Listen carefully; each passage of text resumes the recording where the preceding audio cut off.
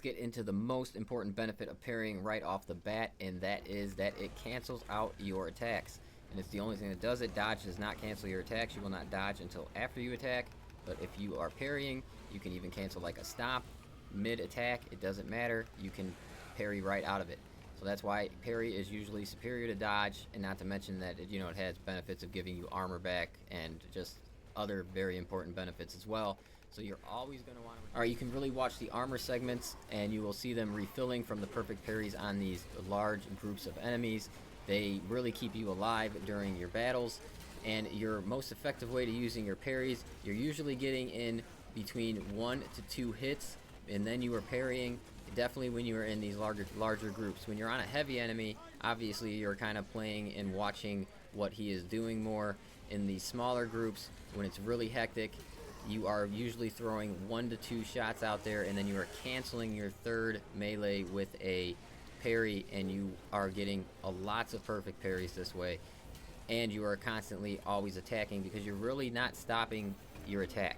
You're always attacking, but you are canceling your attacks with your parries to regain your armor back, and then grab a couple more attacks before you have to gain your armor back again. So that's what I'm saying. You only want to throw out 1 to 2 attacks before you're throwing out a parry, just because you don't want your armor to drop too low. So as long as you're throwing out that parry within them windows, you're usually always gaining your armor back too fast to ever lose your health, and it will keep you fighting in these larger battles like this with a lot of enemies around you for a longer period of time.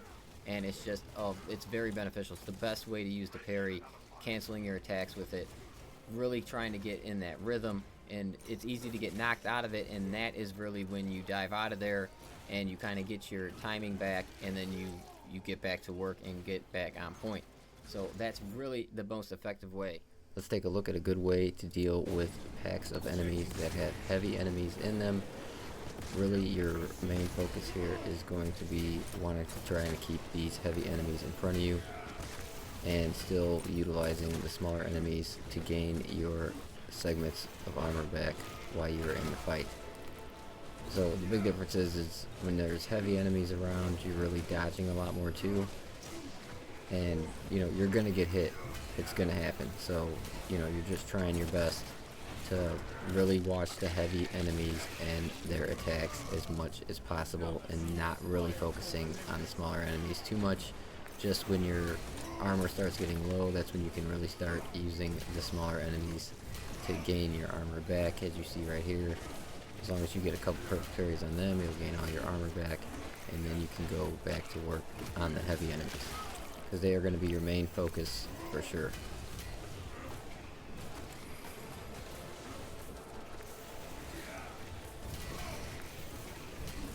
As you see, a lot more dodging and just really trying to keep them in front of you.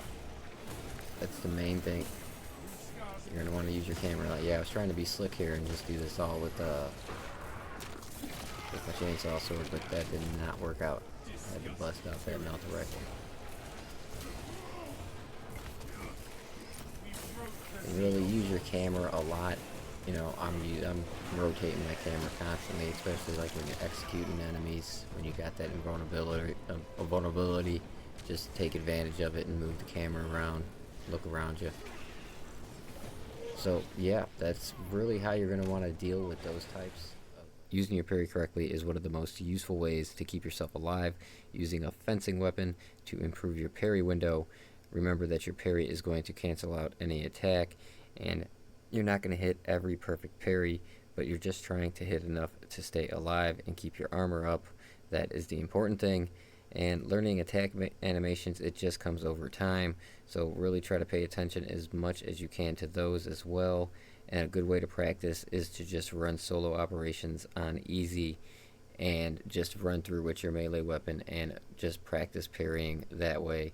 It's a lot more forgiving. You can handle a lot more things and just really get a feel for the timing of your parries and different things like that.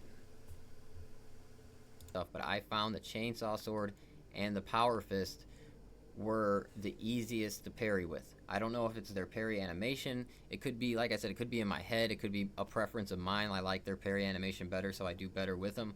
But it just seems like I get out of my parries faster with these weapons, and I suffer less if I miss a parry with these two weapons compared to if I'm using like the power sword or the hammer or the dagger. It seems like if I miss a parry with those weapons, I suffer badly and I get hit a lot more compared to if I suffer with these, I can usually almost either get an attack off or get another parry off before I even suffer damage. So, like I said, it could be in my head, but I suggest using these two weapons and trying them out and seeing if it maybe will help you as well with your parrying.